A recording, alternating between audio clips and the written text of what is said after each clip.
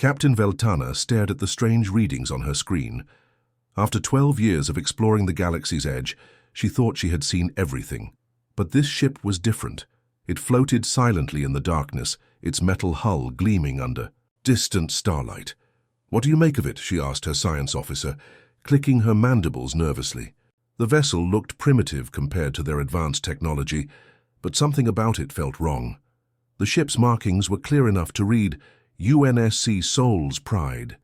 Captain Kim Tae-ho's name was painted below the bridge in both Korean and English. Veltana had never heard of these humans before, but the Galactic Council's database showed they were a newly discovered species from a small blue planet. "Looks harmless," her weapons officer reported. "No energy shields, basic hull, plating, outdated propulsion system. They're probably centuries behind us in technology." Veltana nodded. Standard protocol was simple: scan the ship, catalog their technology level, and file a report. These humans would probably be excited to make first contact with a superior civilization. Maybe they'd even be grateful for the Council's guidance. "Begin deep scan," she ordered. "Let's see what these primitives have been up to." The scanning beam reached out across space, invisible but powerful. It could see through any known material, map every circuit, and analyze every component. Within minutes, they'd know everything about human technology. Aboard the Soul's Pride, scanner technician Wonji was having a boring day. He sat at his station, running routine maintenance checks on the ship's systems. The coffee was terrible. The artificial gravity felt too heavy, and he missed his family back on Earth. This deep space patrol was supposed to last another 6 months. His instruments detected something strange, an energy beam hitting their hull. "Probably just background radiation," he muttered, making a note in his log. The ship's shields weren't even up. Captain Kim had ordered minimal power consumption to extend their mission duration.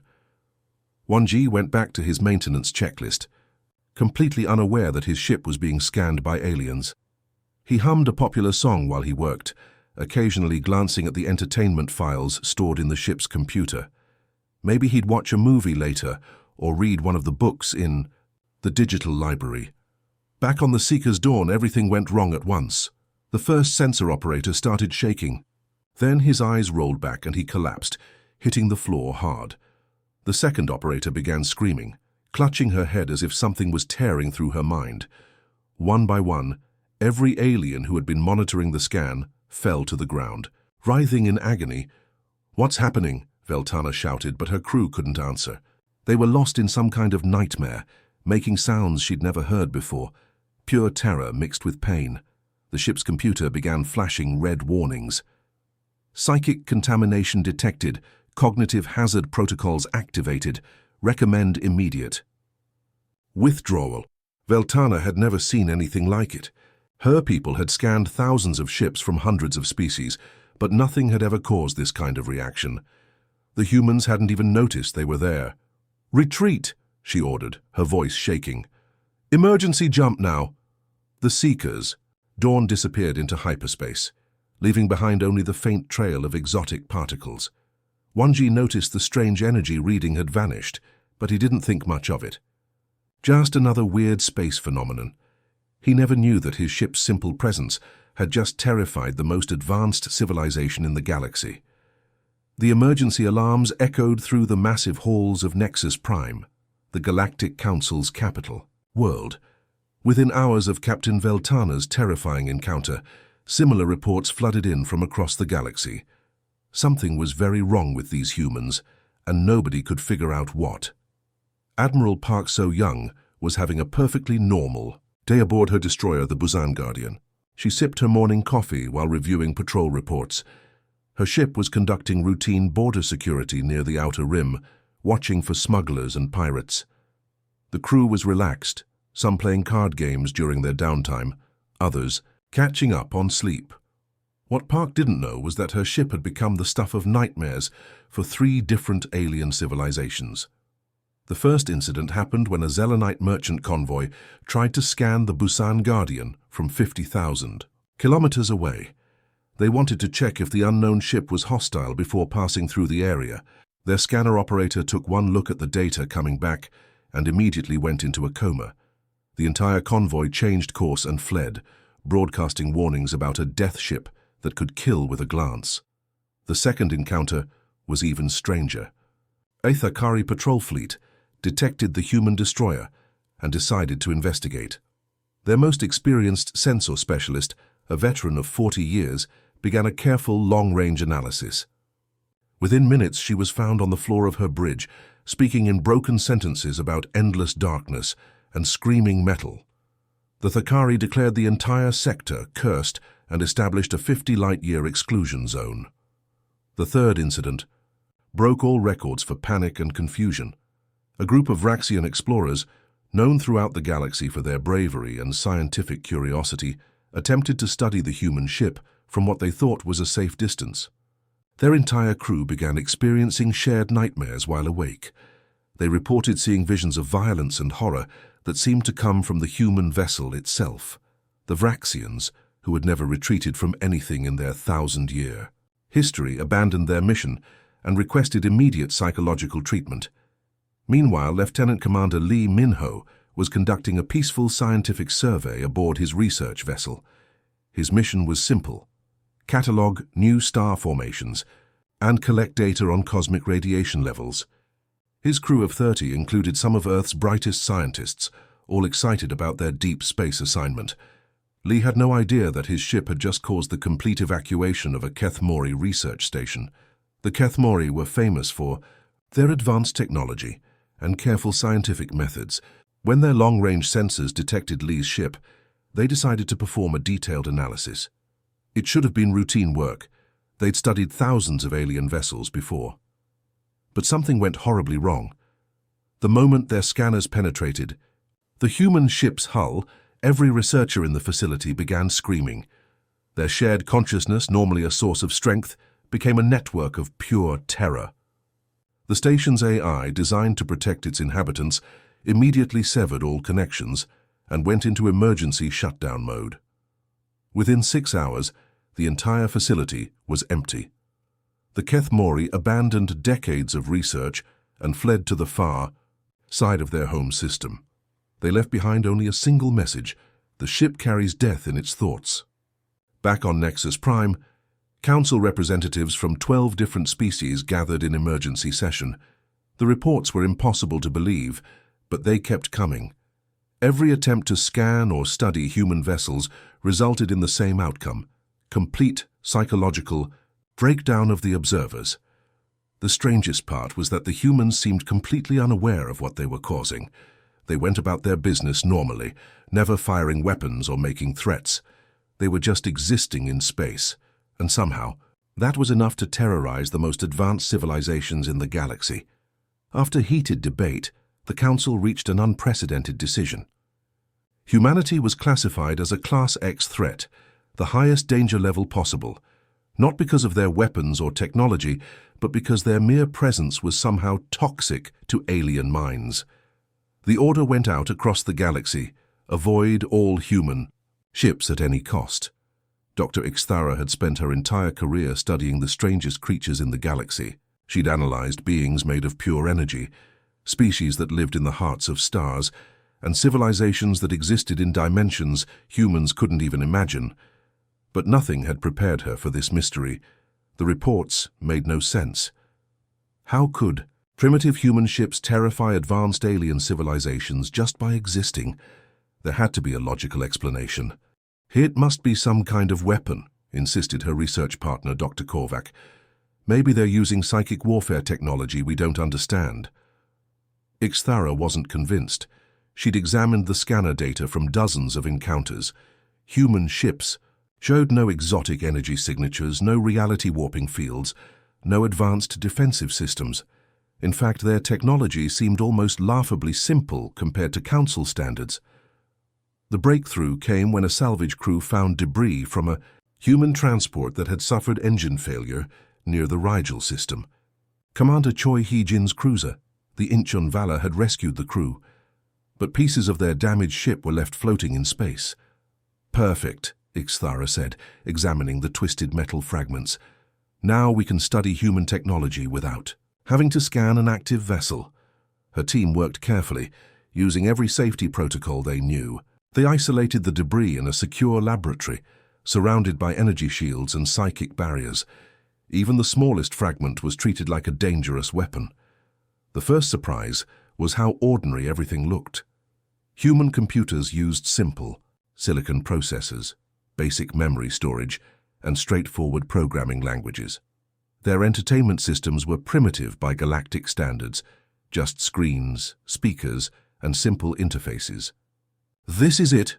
Dr. Korvac asked, staring at a damaged data storage unit. "This is what's causing all the panic." Ixthara connected the human device to their analysis equipment using multiple layers of security filters. The data began transferring slowly, each file carefully scanned for harmful content. That's when they found the digital libraries. Every human ship, no matter how small or basic, carried massive collections of cultural data.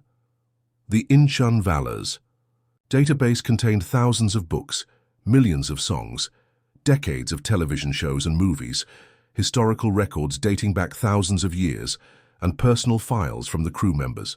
"Look at this storage capacity," Dr. Korvac marveled.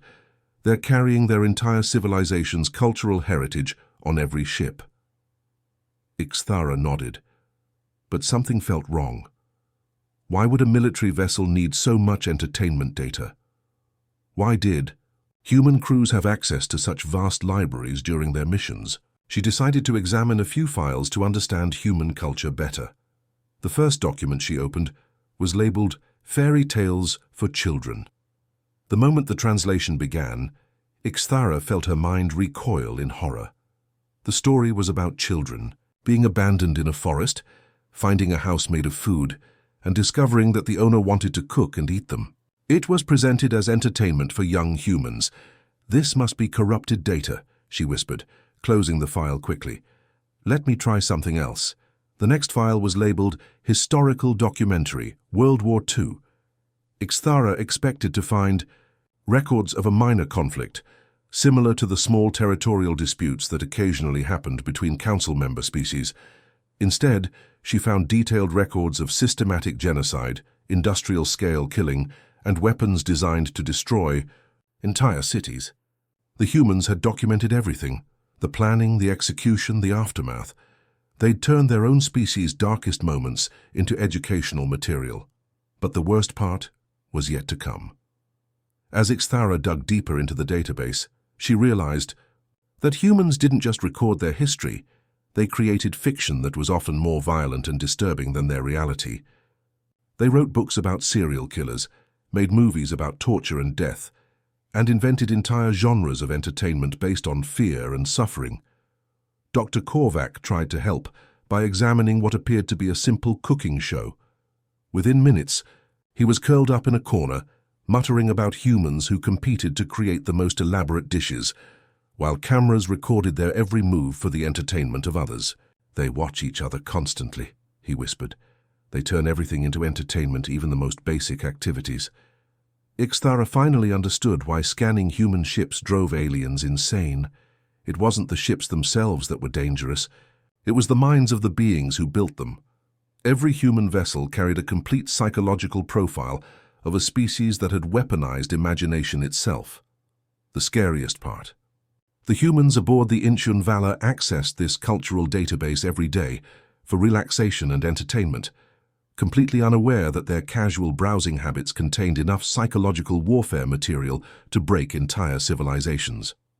The two volunteers gathered in the deepest levels of the Galactic Council's most secure facility. Dr. Ixthara's initial findings had shaken the scientific community, but many researchers refused to believe that simple cultural files could be so dangerous.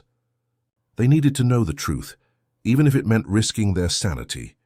"We're different from the other species who've been affected," declared Crickstall, the team's lead researcher. As a member of the hive-minded collective, he shared consciousness with millions of others across his home world. "Individual psychological trauma can't hurt us the same way. We have backup minds." His partner, Dr. Orth, nodded in agreement. Being silicon-based, she didn't experience emotions the way organic beings did. "My neural pathways are crystalline structures," she explained. "I process information logically, without the emotional responses that seem to cause problems for carbon-based life forms. The third member of their team was perhaps the most confident of all. Nala existed as pure energy, moving between different forms at will. "I don't even have a fixed brain structure," she said, her voice echoing from the containment field that held her essence. "Whatever is affecting other species can't possibly impact something like me." The Council had given them unlimited resources and the most advanced research station ever built. Located in empty space between galaxies, it was surrounded by layers of psychic shielding, reality anchors, and emergency containment systems. If anything went wrong, the entire station could be jettisoned into a black hole within seconds. What none of them knew was that at that very moment, aboard the human patrol craft Gwangju Hope, Ensign Yun Da-hun was browsing through the exact same files they were preparing to study with such elaborate precautions. Da-chun had just finished her shift monitoring the ship's sensors. It had been another quiet day in space. No pirates, no distress signals, just the endless black between stars. She grabbed a cup of instant ramen and settled into her bunk with her personal tablet. What should I watch tonight? She wondered aloud, scrolling through the ship's entertainment database. She had thousands of options.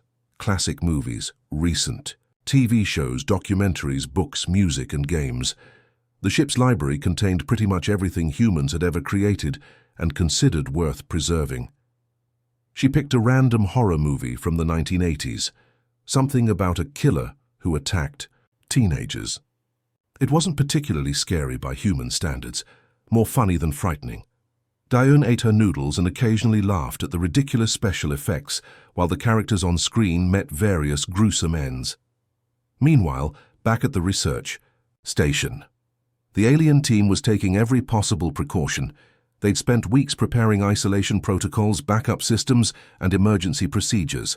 Each file would be examined by only one team member at a time, with the others monitoring for any signs of psychological contamination.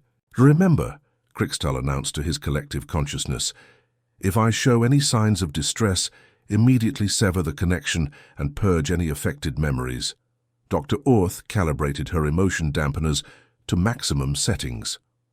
"All feelings suppressed," she reported. "I'm operating in pure analytical mode." Nala dispersed herself across multiple containment fields, keeping only a small portion of her consciousness active for the research. "I've isolated my core self," she said. "Even if something goes wrong, most of me will remain unaffected." They selected their first test file with extreme care, a children's story about a rabbit who couldn't sleep. It seemed harmless enough. Surely humans wouldn't traumatize their own young with dangerous content.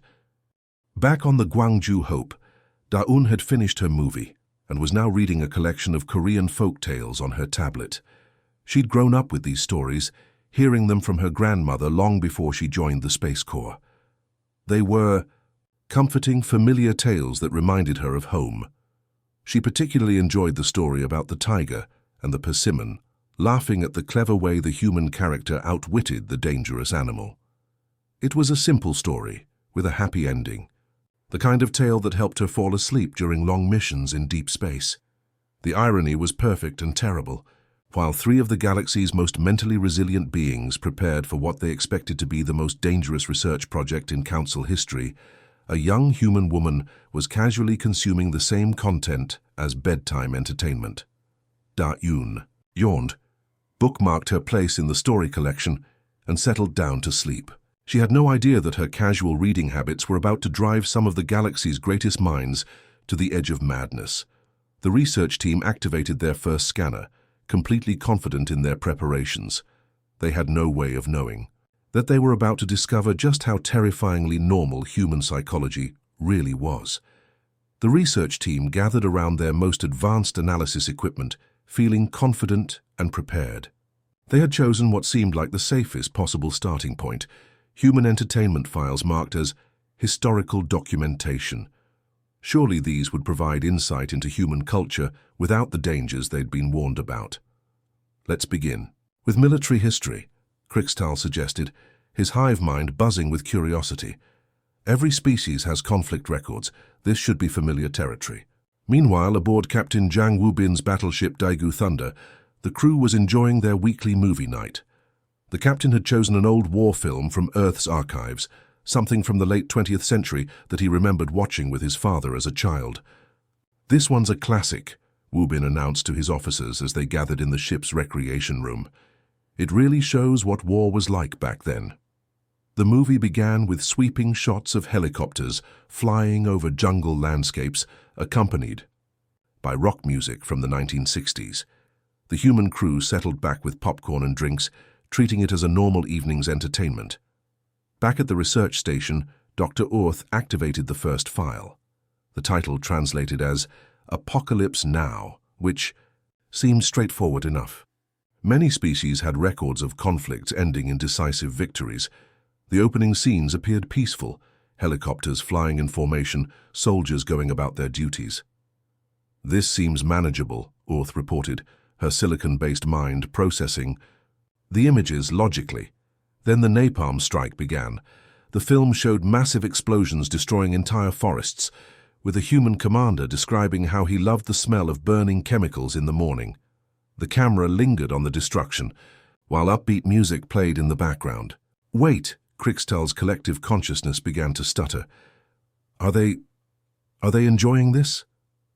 Dr. Orth's emotion dampeners started failing as she processed what she was seeing. The humans in the film weren't just documenting war, they were celebrating it. They treated massive destruction like entertainment, adding dramatic music and artistic camera angles to scenes of devastation. But the worst part was yet to come. As the film progressed, it became clear that this wasn't just a historical record. Humans had created this content decades after the actual war ended, recreating the violence in elaborate detail for the purpose of entertainment. "They made this for fun," Nala whispered, her energy form flickering with distress.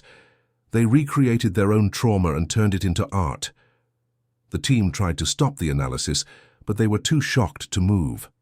The film continued, showing soldiers gradually losing their sanity, committing increasingly horrific acts and descending into madness. The humans watching this on the Daegu Thunder occasionally laughed at certain scenes or quoted memorable lines. "This is impossible." Krixtal's hive mind was fracturing, individual voices breaking away in panic. "No sapient species creates entertainment from their own suffering." Dr. Orth attempted to switch to a different file, hoping to find something less disturbing. She selected what appeared to be a psychological study titled The Silence of the Lambs. The new film began with what seemed like a standard investigation story. A young human woman was trying to solve crimes, which appeared to be a normal law enforcement procedure. The research team began to relax slightly. Then they met Dr. Hannibal Lecter.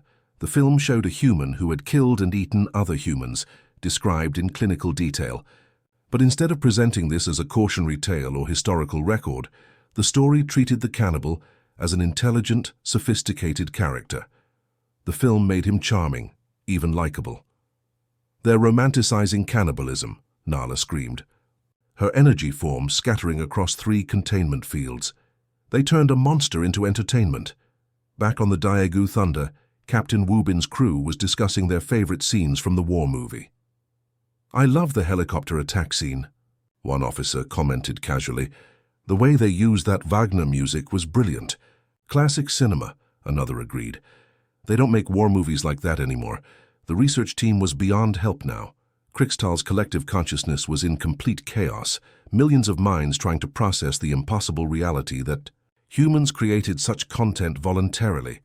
Dr. Orth's logical processing systems were overloading as she tried to understand how a species could survive while consuming psychological poison as entertainment. The final revelation broke them completely. These weren't documentaries at all. Humans had hundreds of thousands of similar films, books, and shows. They had entire industries dedicated to creating increasingly elaborate forms of fictional violence and terror.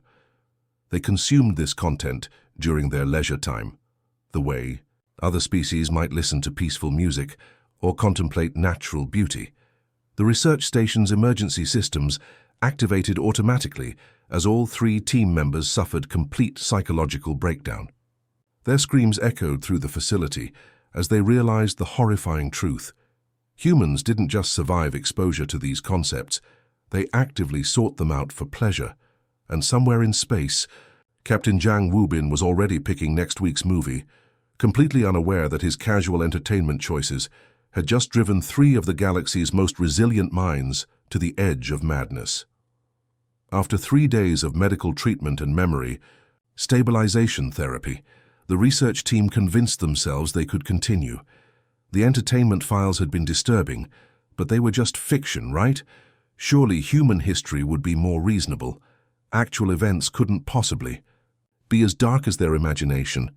I need to understand their real past, Dr. Orth said, her voice still shaky from the previous exposure. Every species has conflicts, but their actual history must be more normal than their entertainment. Kriegstahl had managed to reconnect with his hive mind, though several thousand of his collective consciousness had to be quarantined. Fiction is always exaggerated, he agreed. Let's examine their historical records. Reality has to be less extreme. Meanwhile, aboard Commander O. Sujin's research vessel Ulsan Discovery, the crew was conducting routine deep space surveys. Sujin herself was reviewing historical databases for a presentation she planned to give at the next crew meeting about Earth's cultural development.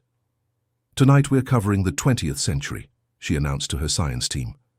It's fascinating how much humanity changed during that period. We went from horse-drawn carriages to spaceflight in just 100 years. Her crew nodded with interest. They enjoyed these educational sessions during their long missions. Learning about their species' past helped them understand how they'd become capable of exploring the stars. Back at the research station, the alien team carefully selected what appeared to be a comprehensive historical database. The files were organized by time period, starting with early human civilization and moving forward chronologically. Let's begin with something ancient, Nala suggested, her energy form still flickering nervously. Primitive societies are usually simpler, less complex in their conflicts. They opened records from early human empires, expecting to find typical territorial disputes and resource conflicts. Instead, they discovered detailed accounts of systematic torture, mass executions, and the deliberate destruction of entire populations. This can't be accurate, Dr. Orth whispered, reading descriptions of ancient warfare techniques. They're documenting methods of causing maximum suffering. Why would they preserve this information? The files showed not just that these events happened, but that humans had carefully recorded the methods, the numbers, and the reasons. They'd turned their own cruelty into detailed historical studies. Commander Sujin was explaining similar events to her crew at that very moment. The Mongol invasions were incredibly effective military campaigns, she said, displaying charts and maps. They conquered the largest land empire in history through superior tactics and psychological warfare. Her crew took notes, finding the strategic aspects fascinating. To humans, these were lessons about logistics, leadership, and historical cause and effect. They studied their ancestors' actions to understand how societies developed and changed. The alien research team moved forward in time, hoping human civilization had improved. Instead, they found the opposite. As human technology advanced, their capacity for organized violence grew exponentially. Look at this, Kriegstahl said, his voice breaking. They developed entire sciences around causing pain. They created institutions dedicated to systematic torture, and they wrote instruction manuals. The files contained detailed records of inquisitions, where humans tortured other humans for holding different beliefs. The records weren't hidden or shameful. They were preserved as historical documentation, complete with techniques, procedures, and outcomes. But the 20th century broke them completely. The research team discovered records of industrial-scale killing, where humans had optimized murder like a manufacturing process. They found documentation of experiments performed on living people, of weapons designed to cause maximum civilian casualties, of systematic attempts to eliminate entire ethnic groups. These numbers can't be real, Nala screamed, her energy form beginning to dissipate. Millions? Tens of millions? They killed their own species in quantities we can't even comprehend. The worst part wasn't just that these events happened. It was how thoroughly humans had documented everything. They'd kept detailed records, taken photographs, written reports, and preserved testimonies. Future generations of humans studied these events in schools, analyzed them in universities, and discussed them as historical lessons. Dr. Orth's logic circuits finally overloaded when she realized the implications. "They don't just remember their atrocities," she said, her voice becoming mechanical. "They teach them to their children. They turn mass murder into educational curriculum." On the Ulsan Discovery, Commander Sujin was concluding her presentation. "Understanding our history helps us avoid repeating past mistakes," she told her crew. "That's why we study these difficult periods, so we can build a better future." Her crew appreciated the lesson. They understood that knowledge of humanity's dark past was essential for creating a more peaceful present. To them, this was normal education, the foundation of wisdom and moral development. The research team's final transmission to the Galactic Council was barely coherent. Between the screaming and sobbing, only one message came through clearly. They document everything they've done to themselves, every horror, every atrocity, every method of causing pain. They preserve it all and call it education. The transmission ended with Krixtal's desperate whisper, "They don't just survive knowing their own history, they require their children to learn it." After weeks of psychological treatment, the research team made one final, desperate attempt to understand humanity. Their previous studies had shown adults creating horrific entertainment and documenting terrible history. But surely human children were protected from such darkness. Every civilized species in the galaxy shielded their young from disturbing content. "Children's literature has to be different," Dr. Orth insisted, her voice barely functioning after her previous breakdowns. "No species would deliberately expose their offspring to harmful material. It goes against every survival instinct." Krixtal's remaining functional consciousness nodes agreed. "Young minds are fragile. Humans must protect their children the same way we protect ours. This will finally show us their reasonable side." Nala had reformed into a much smaller energy pattern, keeping most of herself safely distant. Maybe their children's content will help us understand how they become functional adults despite their disturbing culture. Meanwhile, aboard Lieutenant Bae Minjun's transport Suwon carrier, something completely normal was happening. Minjun's 6-year-old daughter was visiting the ship during a family transport mission, and the crew was entertaining her during the long journey to the outer colonies. "What story do you want to hear tonight, little one?" asked the ship's communications officer, settling down in the recreation room with a tablet full of classic children's tales.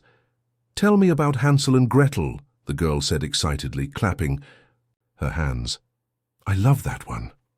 The officer smiled and began reading the familiar story, his voice warm and gentle as he described 2 children being abandoned in a dark forest by their parents. The little girl listened with wide eyes, completely absorbed in the tale. Back at the research station, the alien team carefully selected their first children's file, the title translated as Little Red Riding Hood, which seemed innocent enough. It appeared to be about a young human female and her relationship with family members. The story began pleasantly with a child visiting her grandmother. "See," Dr. Orth said with relief, "this is about family connections and caring for elderly relatives." Then the wolf appeared. The aliens watched in growing horror as the story described a predator that killed and ate the grandmother, then disguised itself to deceive the child. The tale casually mentioned the wolf's plans to devour the young human as well. "This is a children's story," Krixtal's voice cracked. "They're teaching their young about predators that consume elderly relatives?" But the story got worse. The human child was eventually rescued by a hunter who cut open the wolf's stomach to free the grandmother, who was somehow still alive inside. The tale ended with the wolf being killed and its body filled with stones. "They're teaching surgical procedures and execution methods to children," Nala whispered, her energy form flickering with distress. On the Suwon carrier, Minjun's daughter was now hearing about how Hansel and Gretel discovered a house made of candy, occupied by a witch, who wanted to cook and eat them. She listened with delight as the story described the children pushing the witch into her own oven. "I like how they were smart and tricked the bad witch," she said happily. "They saved themselves." The alien research team tried another file, hoping for something gentler. They selected Goldilocks and the Three Bears, thinking it might be about peaceful coexistence between species. Instead, they found a story about breaking and entering, theft, and property destruction.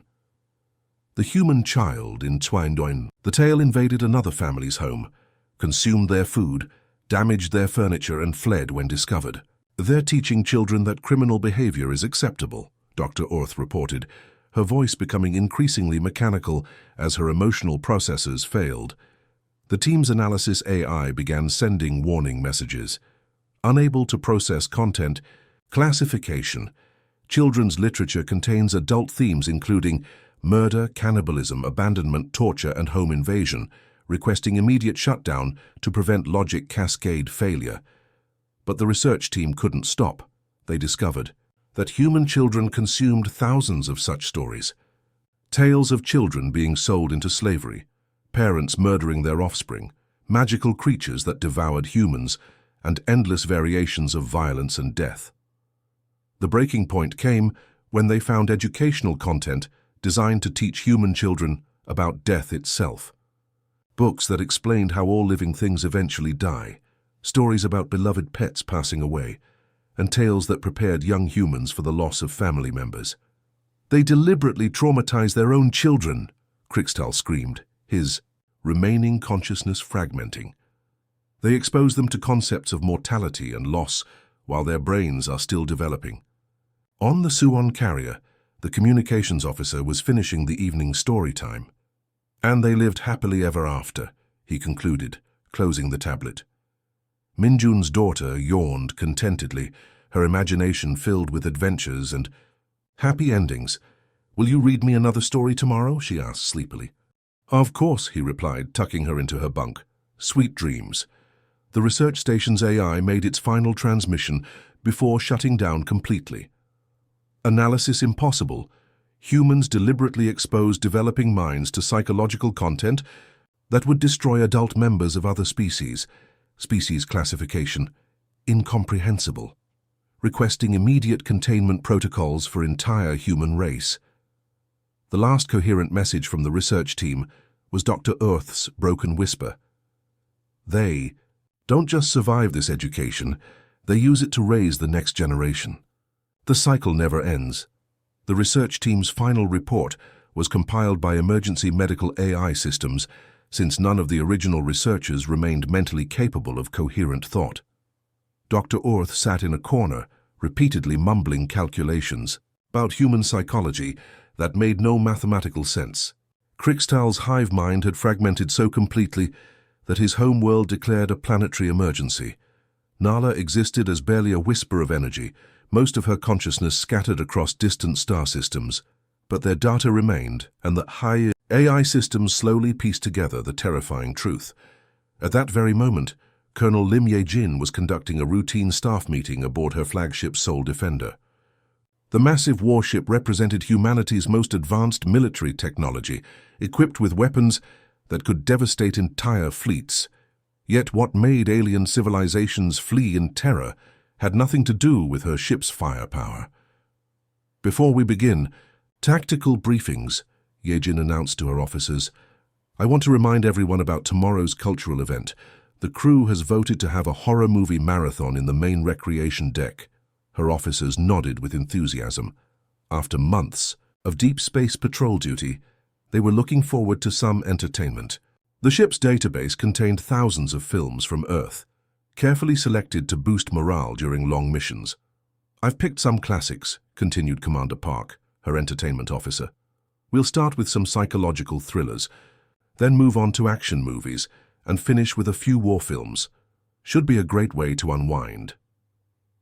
What neither Ye-jin nor her crew realized was that this casual conversation represented the culmination of the galaxy's greatest mystery.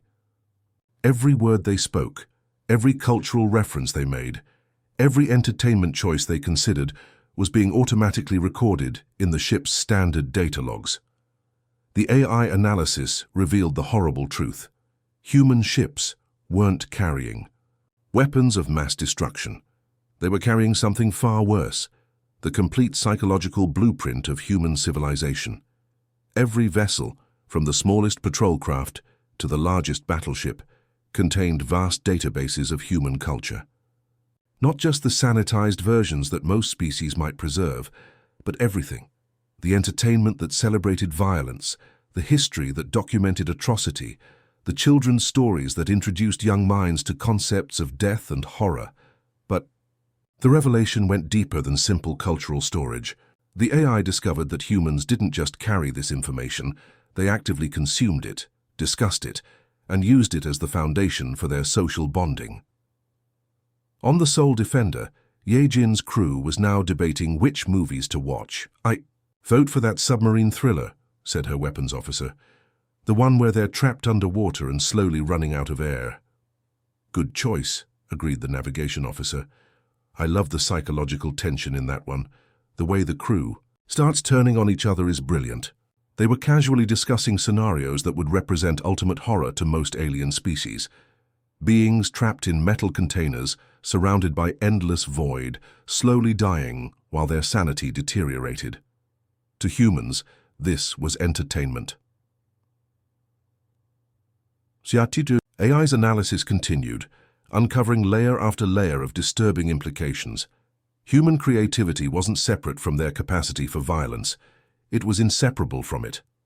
They had evolved to find beauty in destruction, art in suffering, and entertainment in scenarios that would break other species' minds.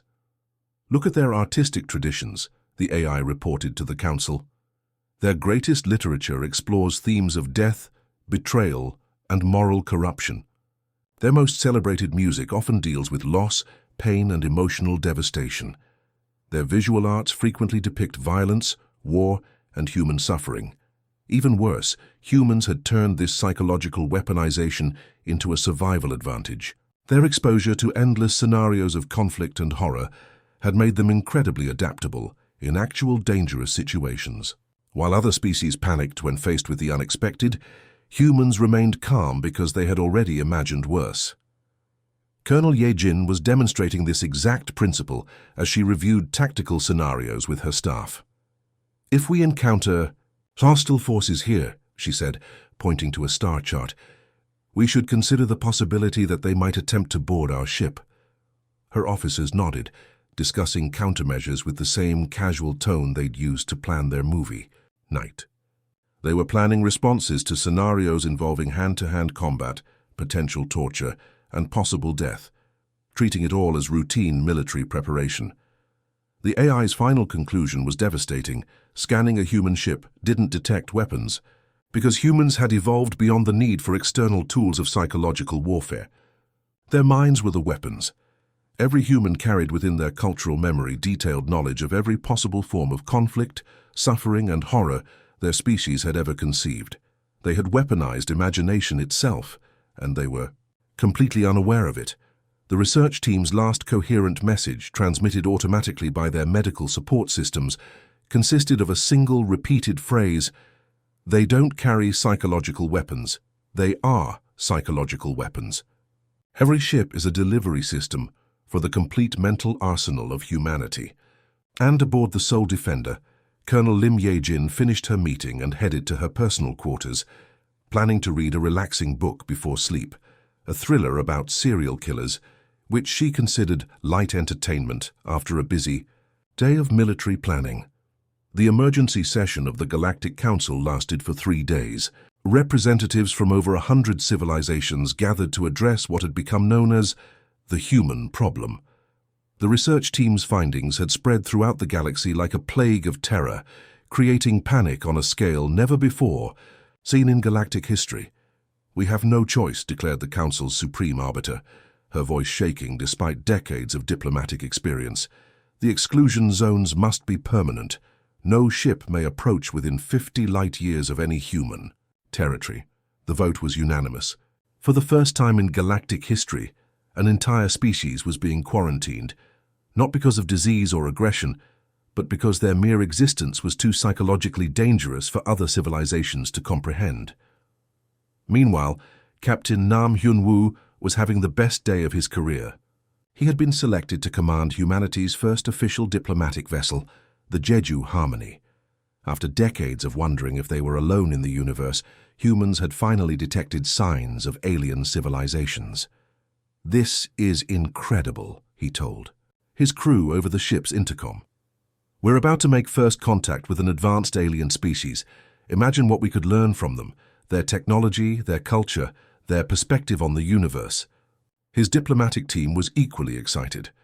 They had spent months preparing for this moment, studying xenobiology, learning about peaceful contact protocols, and preparing gifts to show humanity's good intentions. The Jeju Harmony was humanity's most peaceful vessel. No weapons, minimal defenses, equipped only with communication equipment, scientific instruments, and cultural databases designed to help aliens understand human civilization. What Captain Nam and his crew didn't know was that every alien civilization within 100 light years was tracking their ship with absolute terror. "The death ship approaches," whispered the Kethamori fleet commander, his shared consciousness trembling with fear. "All vessels retreat to minimum safe distance. Do not, under any circumstances, attempt to scan the vessel." Similar conversations were happening across dozens of species. The Zelenites had evacuated 3 entire star systems. The Thakari had recalled their entire deep space fleet. The Vraxians had requested emergency psychological support for their entire population. Captain Nam's communication officer picked up the first alien transmission 2 days later.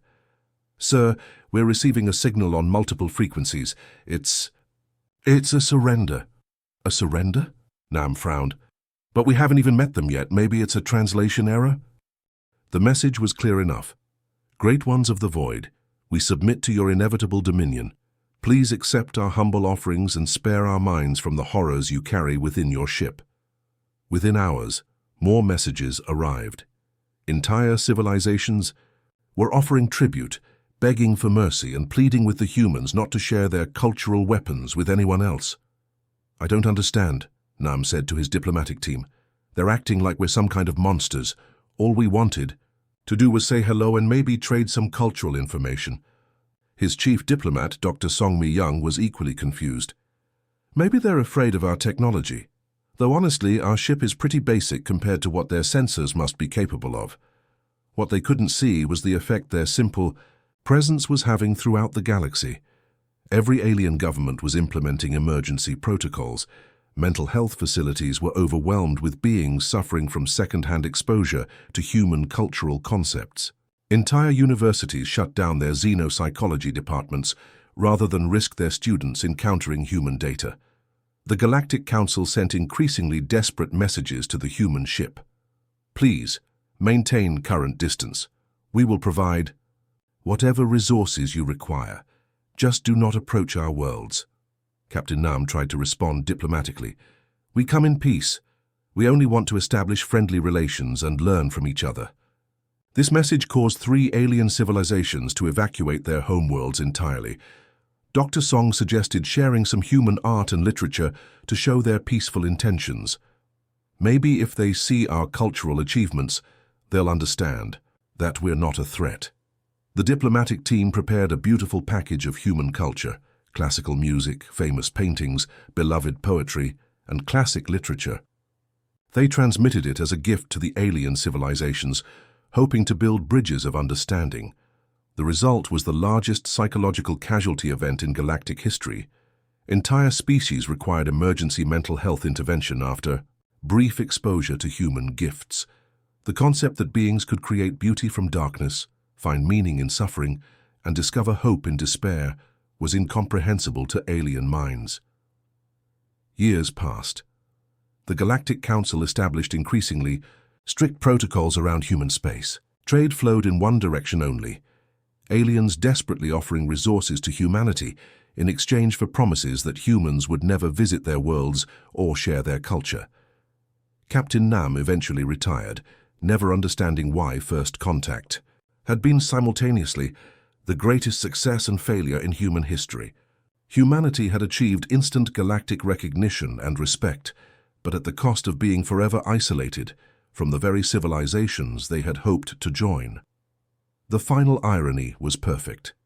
Humans became the most feared species in the galaxy, not because of their weapons or their aggression, but because they possessed the one thing that every other civilization lacked, the ability to stare into the abyss of existence and not just survive, but create art, find meaning, and maintain hope. They had become cosmic horror entities by accident, simply by being themselves.